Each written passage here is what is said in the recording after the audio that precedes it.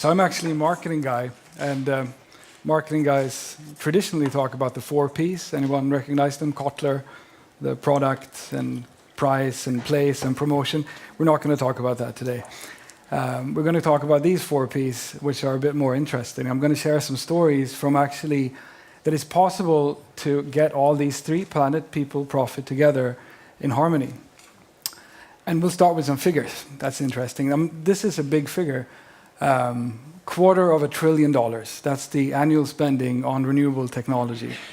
That's pretty good. Renewable energy in the world, $250 billion. Now, if you contrast that with the subsidies we give to fossil fuels, with $2 trillion, factor 8. These are not comfortable figures to look at. 80% of our energy comes from fossil fuels still in the world today. The annual investments in renewables have actually been decreasing since 2011. Did you know this? We kind of think that we're moving forward, but we're actually moving a bit backwards. And the emissions are, steadily pacing on. We got some work to do.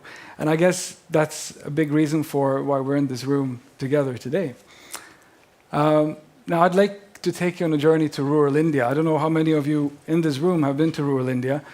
It's a different place. This is a photo from Uttar Pradesh, one state in India with 200 million inhabitants. 50% of them don't have energy. Now, rural India, and you might not be aware of this, is actually a hotbed for innovation. It's where new technology, new services, new products are being born.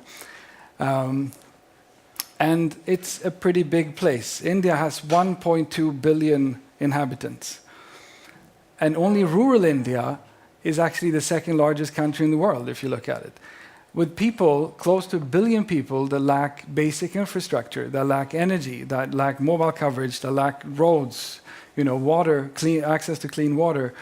And we know what this is. It's very commonly used in rural India. It's a low-end Nokia phone. Now, when I went to rural India the first time many years back, I learned they don't know this as a mobile phone. They know it as a rooftop phone. Because that's the only place where you can actually get mobile coverage. You can see the cell phone towers there in the back. Great coverage, anywhere else but where you want to use the phone. That's a problem, big problem to solve. And hundreds of millions of people that couldn't get access, couldn't lock on to a mobile network. So we decided to fix that. So we made a solar-powered base station. That actually gave coverage where people needed to make phone calls, which is at home when they're working, in the fields, etc. And the innovation here was really to take 2 things that existed. Solar power existed, mobile network technology existed, and we combined them into a whole solar-powered GSM network. But as we did this, we realized, when we were awarded, we were a technology pioneer from the World Economic Forum in 2010. The world saw what we were doing, we were rolling it out, everything was working well, but we realized the problem is actually, the real problem we wanted to solve is power. This is, my daughter has this lamp in her room that gives an ambiance to the room at night, and we take power for granted. You look at this room, I don't know how much energy we're all consuming, charging our devices, lighting up the room, etc. This is, probably more power than you have for parts of an Indian village, if you have power at all. And we take it for granted. To us, power is a socket on the wall. We don't think about it. And you look at the world, 1.2 billion people don't have access to power. That's a pretty big number. 400 million of them live in India. And many of the people without energy access in India live in rural areas. So what do you do when you can't access power? Well, you turn to other sources. You turn to fossil fuels. So you look at the mobile industry. There are mobile towers, about 150,000 off-grid mobile towers in India, all consuming diesel. They have diesel generators that run 24/7. In some places, diesel is flown with helicopter to remote mobile sites to refuel diesel generators. Doesn't make a lot of sense, does it? If you look at a home, if you don't have energy access, what do? You rely on fossil fuels there as well, such as kerosene. And if we just disregard the health aspects of burning things indoors, like kerosene, where thousands upon thousands of people die every year from, if we just forget about that and look at the practical aspect, If you want to read, or work, or study at night and you don't have light, that's pretty limiting, for social development. So we realized if we can combine these, if we can actually solve a problem for infrastructure, we can solve a problem for homes, and we can do it in a sustainable way, we check all these 3 boxes. We get all these 3 things to work together. So that's what we did. In 2011, we started a power company called OMC, at OMC Power, if you want to add us, shameless plug. And this is our motto, power everywhere. And this is how it works. So we take power from different sources, mainly solar, and then we distill it in our micropower plant, and we distribute it to mobile networks where we actually lay cable underground. And we have a new way and a big innovation in how we distribute it to homes. And this is what it looks like. So this is our micropower plant. You can see the solar panels. It's made to be able to expand as power uptake continues. Mobile towers, obviously. They used to have individual diesel generators, at the foot of each tower. They're now shut down and recycled, which is pretty cool. We've dug a cable here. And then for the community, we've innovated the way we distribute power. And this photo is actually taken on the rooftop of a college, which is being built because we're there, because they can get power. And the big idea that I want to leave with all of you is that we have to stop thinking about power as being the same as a socket. We have to rethink how we make power, how we distribute power, in order for everyone to get it. So distribution is really everything. That's not a dog, by the way. These are LED lanterns. So we charge these up using solar power in the daytime, and we bring them to people's homes so they can use it in the evening to work, to study, to do whatever they want. We have, which is in Hindi called a bijli box. Bijli means power in Hindi, which is a portable power socket. So it can power 2 lamps, it can power a fan, it can charge a mobile phone. And we, again, charge this up in the daytime using solar power and deliver it to people's homes. Bijli box. And if you look at what happens, you don't have power, what's the uptake like? So people want to be able to charge their mobile phone. Someone asked me when I did a dry run of this presentation, so what do they do today? Well, this guy goes around on his bicycle, and he picks up mobile phones, and then he bikes away to a nearby village where someone has a diesel generator, and then they charge up the mobile phones and bring them back. So we fixed that. And then lighting, heating, cooling, entertainment, transportation, industrial applications. This is, really the curve that people follow. Now, if we look at the marketing aspect, this is an $84,000 belt buckle from Bugatti. An $84,000 belt. Okay, so marketing this and the aspirational marketing that goes into there, we don't really have to deal with. We're dealing entirely with needs. We're fixing basic problems. A wise car salesman once said, everyone has a need, a desire, and an economy.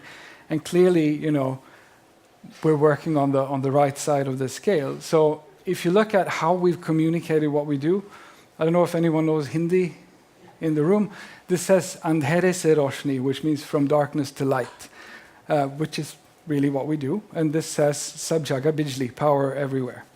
And this is what it looks like in context. So that's our micropower plant to the right, and some of our customers. So the impact of seeing a community getting powered up, renewably so, is amazing. People, kids can study at night. Education becomes possible. The business day extends after the sun is set, which is amazing. People have, and we've seen this in just a matter of a year, or even less than that, people are increasing their incomes. This is practical socioeconomic development. This is user innovation, by the way. So this is how you cook, using open fire indoors. She's baking roti, bread. Looks like a tortilla, but called a roti. And she's using the fan to get smoke out of her home, because most rural Indian homes don't have a chimney. And I was standing there filming. I can't see, something was happening. I was wondering what was going on, and I realized the whole room is filled with smoke. So she's using our fan to get the smoke out of her home, and she can see what she's cooking. We've started providing electric vehicles, so we rent out, and all of what we do, all this packaged power, is offered as rentals, so people sort of pay for it on demand, either daily or weekly or monthly, and so people can rent an electric vehicle for a day to sell produce in a nearby community, or just extend their horizons.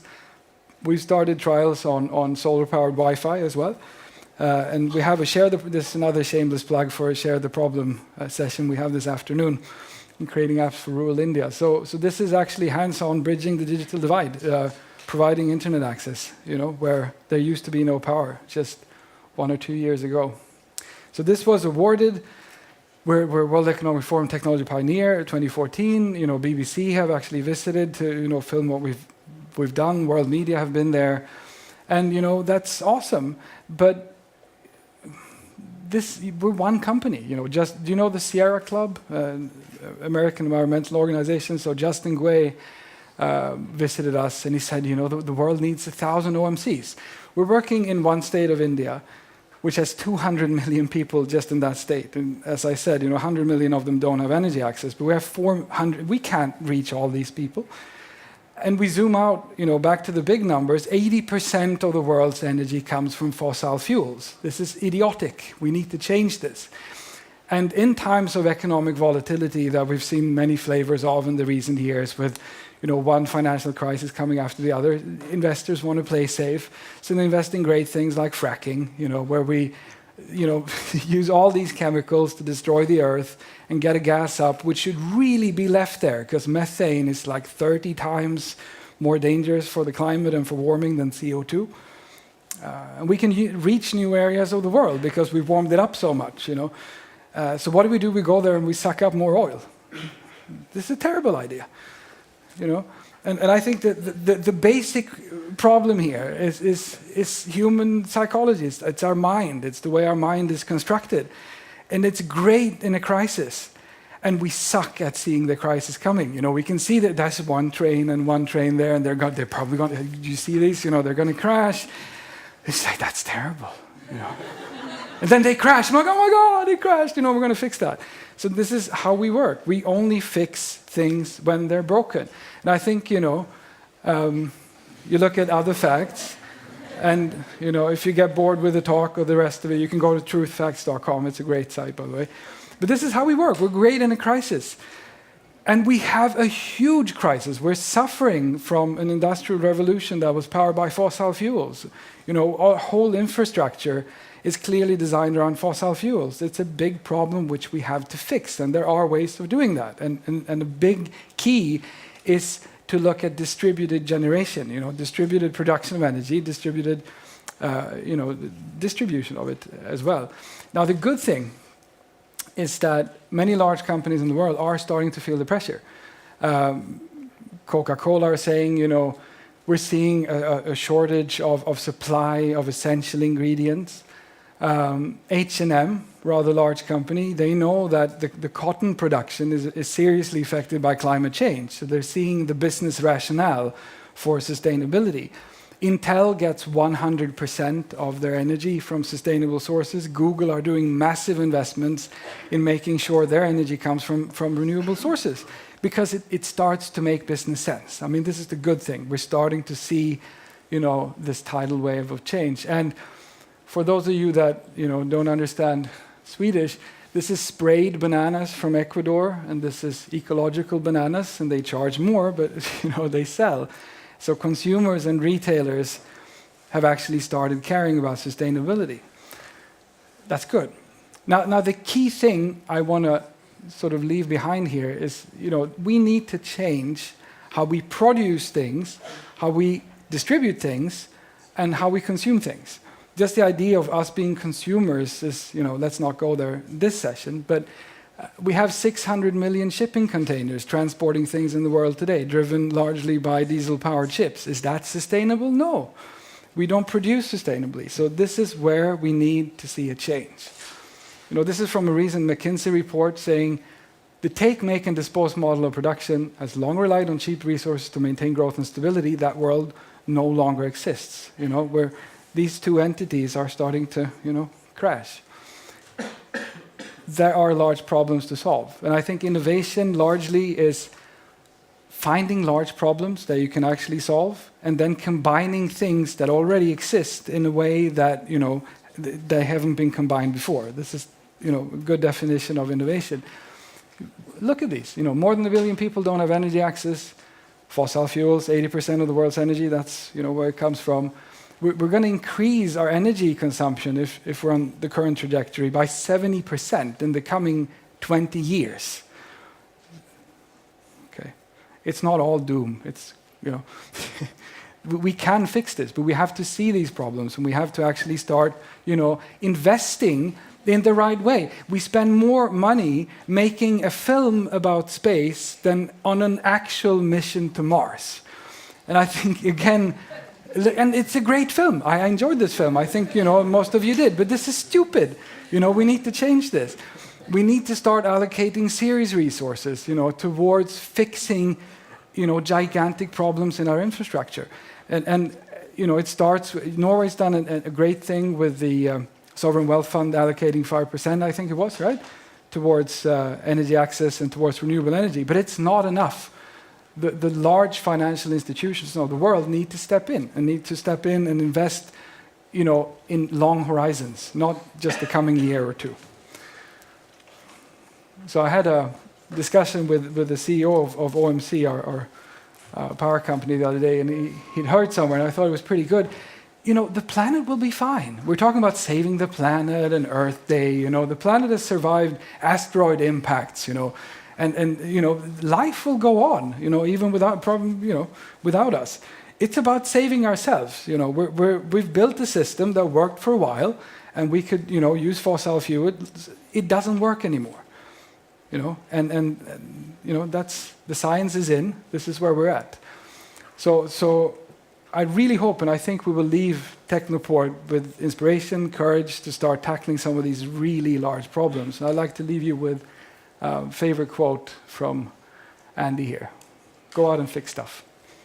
Thank you.